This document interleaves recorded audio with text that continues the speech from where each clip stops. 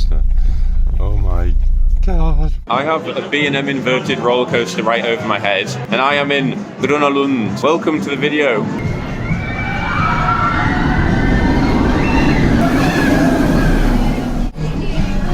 Wow. We're gonna do that first. Probably gonna have a long queue straight away, but I don't care. Let's get me on this thing. Here we go, down into the subway station underground. Well, there's a light, never mind. Station already after maybe 5 minutes. Society if enthusiasts didn't exist. B&M inverted coasters are probably my favourite coaster type. So getting on the front row of this, I'm so excited. This is gonna be my first new B&M invert for over 2 years.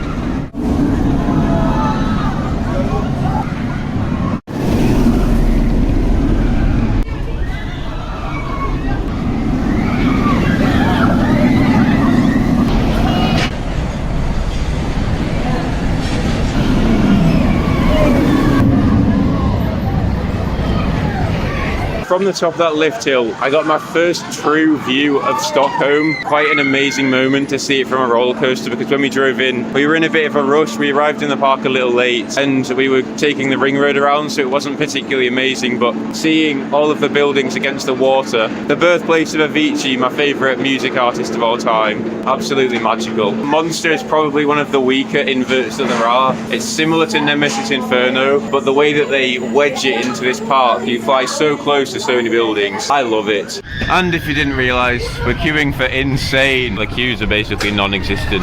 I'm loving this so far.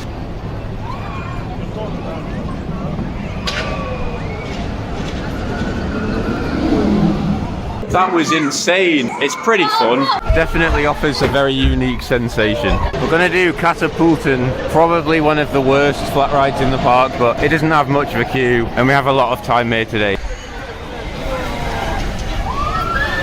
Catapulten has the same cycle as Cliffhanger at Flamingo Land, which is my favourite shot tower. I think Cliffhanger is a bit more forceful, but with the view of Stockholm, that is a special ride. Another drop tower here. The normal one is open, but the tilt one is closed, because there's 2 other cars up there. I think we'll do this next. They're still testing it, so we'll come back and do that later. I have to walk over an indoor bridge to get to the other side of the park, which is interesting. Tough target, it's a credit. Have you ever seen a coaster like this before?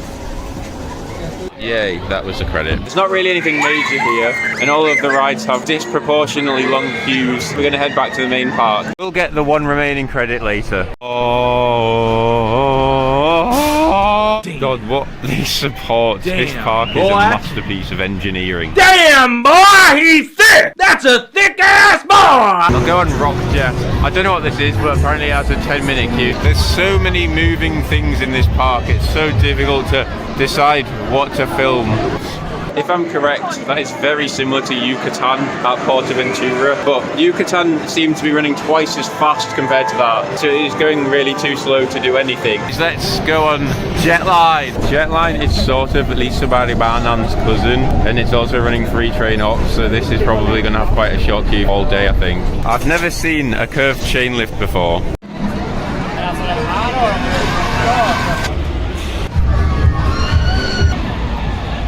I like Lisa Baribanan a bit more, but some of the drops on the back row, the whip is quite insane, and there's some very short-lasting, strong forces on that. We're going on Twister, a small gravity group wooden coaster. Whee!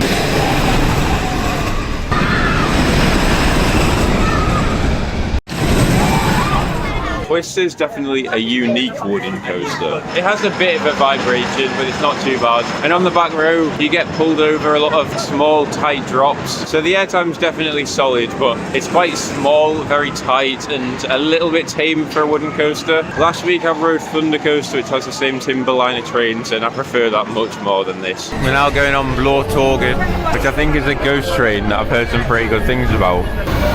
This is a proper classic ghost train. When the dark ride has an outer bank turn.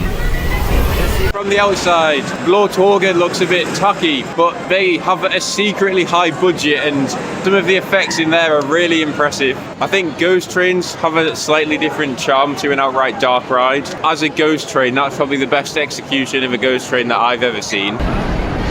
Let's go on Icaros. one train ops on a drop tower, but the queue's not too long.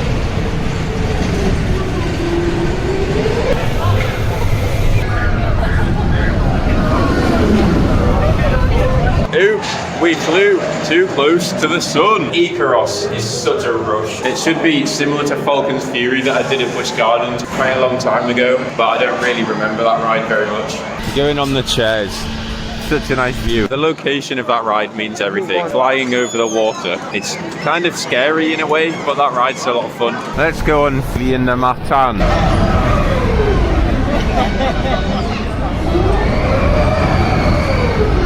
That ride is no joke. It's actually quite forceful. When you go down, you smash your knee against the seat in front of you. It's not that comfortable. Can't really see the sign from here, but that says Fasten, which is this quite well-themed family suspended coaster. You know it has bad capacity when they have a clock to tell the operators how long each dispatch takes. 1 minute 20 is not that bad actually.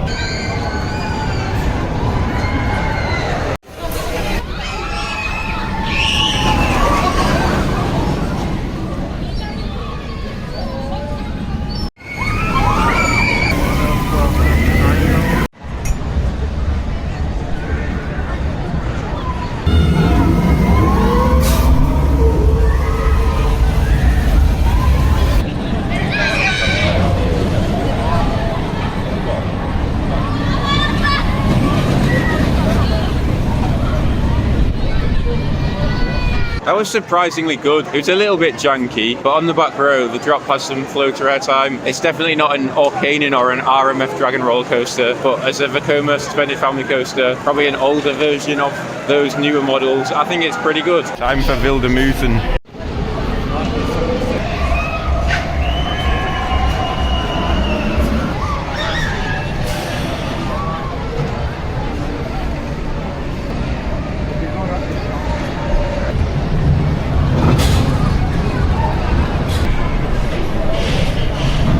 Wilde Musen actually has a really good layout for a family coaster, but I don't think it's anything more than a family coaster. I didn't find it that thrilling, but it does have a few slight pops of airtime, and the laterals are really strong. Let's go on Eclipse. Apparently the world's biggest star flyer we saw in some queue. I don't think that's true, but it still looks pretty big. Strange that you queue inside the star flyer rather than outside it, but that's just a Gröna Lund thing to save space. Wilde Musen mostly has hairpin turns, but I love how here they decided, oh, let's just see what the fuck happens if we try and bank it. And the result is a really strange sensation of positive G-force. Almost makes you dizzy looking up at this. The view from the top is amazing. Time for Pop Expressing, which is behind there.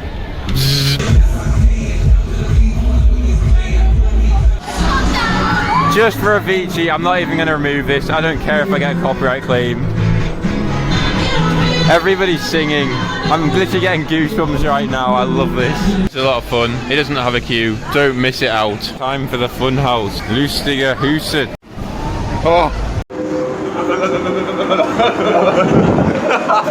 Imagine getting airtime on this. It's the Spider-Man meme. This is fantastic. Another thing that you should not miss out on. It's 3:30 and Gröna Lund has just closed. That sounds strange. I'll explain it now. In an aim to manage crowds, Gröna Lund have split the day into two, so you can now buy a morning ticket or an afternoon ticket exclusively. We didn't feel that only one ticket would be enough to do everything we wanted. We did get on almost everything, but only once. There's still one more credit to go on and one more drop tower, and we're going to get re-rides when the park opens at 4:30. Buying two tickets like this does cost you a fortune, but since we've travelled so far, I think it's worth it to make the most of our visit whilst we're here in Sweden. Let's get back in the park. Okay, we're back. 15 minutes before I thought we could come back in, and it looks like the rides are all open and operating, so we're going to get the credit that we didn't get in the morning first of all. Nigelpian, aka the Ladybird. Whee.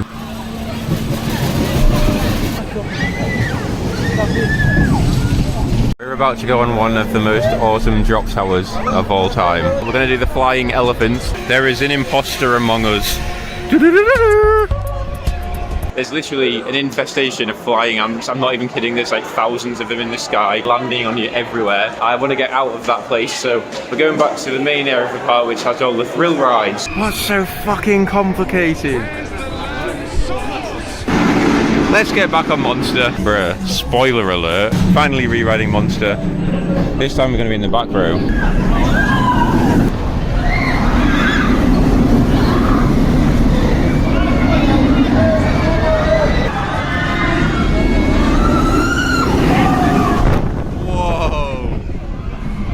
The wind there almost took my cap off. The drop on the back row is definitely better. It's very, very whippy, but it doesn't really give any airtime the way Osiris's does. Osiris is my favourite B&M invert, and this is probably my least favourite B&M invert, but that doesn't mean it's a bad ride. This tower finally opened, so we're going to do Fritfall Tilt. Yeah, the seats don't look the most comfortable. Oh god, no, I didn't. But I've done something very similar on Hurricane Condor, and it's actually not that bad.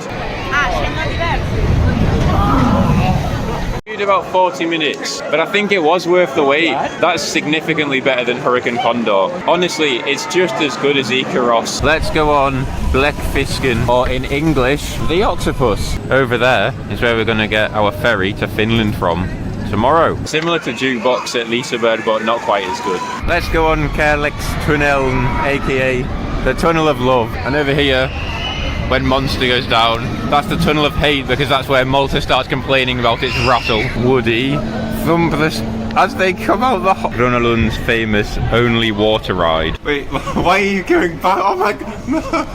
How did you go backwards on this? Why on earth do they have to put glass between it? The reflection's horrible. Oh, yay, back outside again. It's probably a Gröna Lund classic, but I don't know what to say about that. So these look like Monster was originally meant to have the new gen Vestas trains, and I'm so glad that they changed and went with these hard OTSRs, which I think are a lot better. Another ride on Monster. Now we're going to go back on Jetline.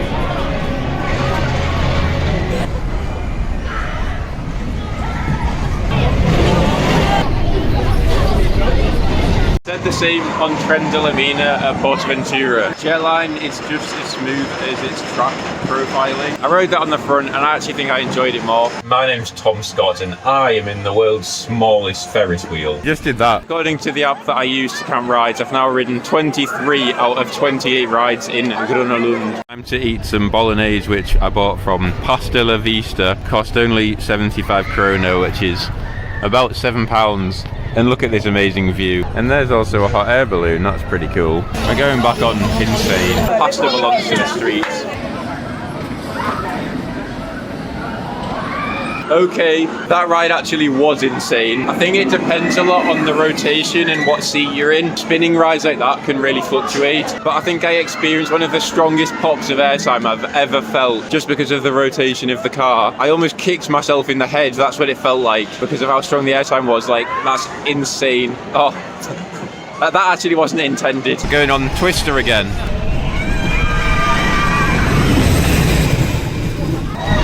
Bye! I'm waiting for the front row as well. With a coaster as tight as this, I think it does make a difference being on the very back or the very front. Nu kan du sticka flygen ifrån dig. Glöm inte dina föremål. It was a bit more comfortable and a bit more enjoyable, but the airtime isn't as strong as on the line. What on earth is an airtime? Why aren't the lights on?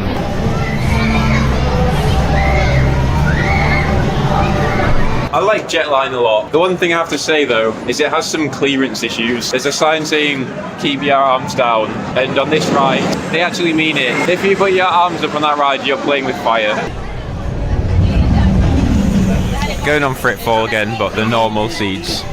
Back on Wildemusen, we kind of did this in a rush actually because of the fast pass system, which gives you 2 free fast passes per ticket. Sometimes waiting a little bit for a ride is part of the experience.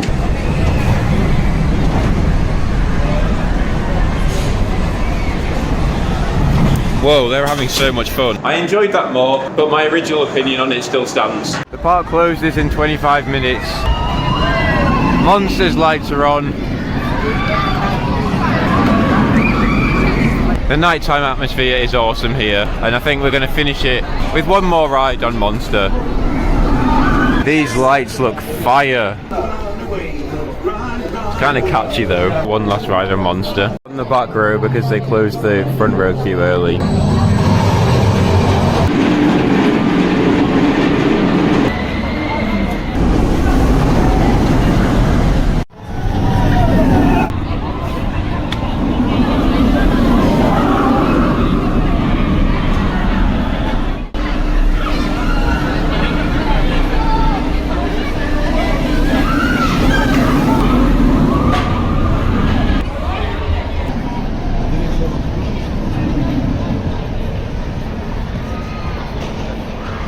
That last ride on Monster was also the best ride I've had today. The best way I can describe it is a mini Osiris, and that's a compliment. Only just, but I do now prefer that to Nemesis Inferno. It's the whip on the first drop that does it for me. It's time to leave this beautiful park. The lighting here looks so nice. Goodbye, Gröna Lund. We've managed to get 32 rides today, 16 in the morning, 16 in the afternoon. I ended up paying £85 to spend the whole day here, which I wouldn't do as a regular occurrence, but since I'm only going to be in Stockholm for a very small amount of time, I think it's worth it, and it's definitely paid off.